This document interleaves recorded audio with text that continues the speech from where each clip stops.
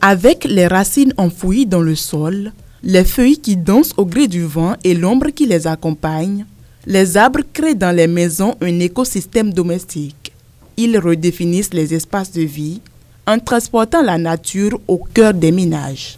J'ai des arbres à la maison chez moi et ça me permet de passer du bon temps, d'être sous les ombres et de bénéficier de l'air ambiant. C'est une vie qui accompagne l'être humain dans la maison, dans son habitation. Sous ces feuillages protecteurs, les arbres offrent bien plus que de l'ombre.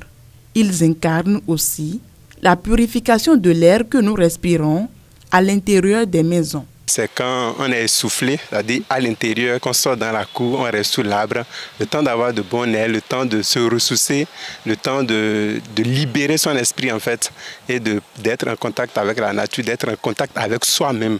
On a souvent l'intention que c'est seulement l'ombre qu'on veut, alors que ça protège d'abord l'environnement. Si la maison était souillée, et ça contient assez du dioxyde de carbone, et que tu mets un arbre, ça commence pas à absorber ce dioxyde de carbone.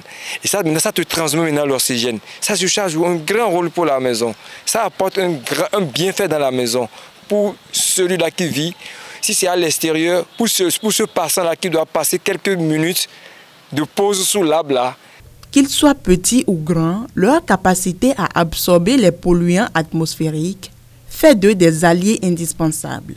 Plus qu'une simple entité végétale, cultiver des arbres chez soi, c'est investir dans l'entretien de sa santé mentale et physique. Quand tu viens là où il y a plein d'arbres, d'abord l'oxygène, le vent qui te dit bonne arrivée, apaise ta conscience, ça donne une joie à ta peau d'abord. Tu te sens dans un cadre où tu n'as même plus envie de partir. Le stress là commence par descendre à petits coups. Si c'est l'effet de la colère qui t'a fait quitter la maison, ça commence par descendre à petits coups. Passer 1 minute, 2, avoir 30 ou 1 heure, tu vas voir que dès que tu vas vouloir rentrer à la maison, tu rentres à la maison de façon apaisée. Et tu rentres avec une joie qui n'est pas cette joie qui t'a fait quitter la maison.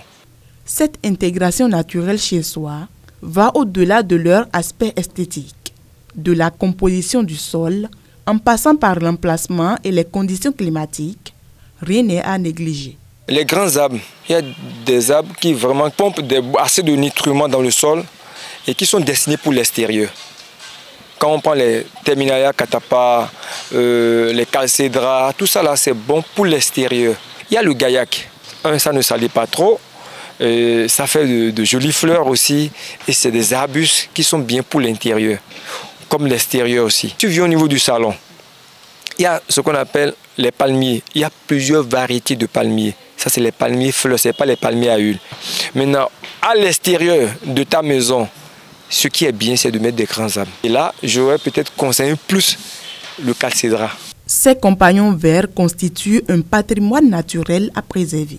À ce titre d'ailleurs, l'on dispose dans la législation béninoise la loi numéro 98-030 du 12 février 1999 portant loi cadre sur l'environnement en République du Bénin qui vient renforcer cette démarche. Ainsi, avoir des arbres chez soi n'est plus seulement un choix personnel, mais plutôt une contribution à une cause commune.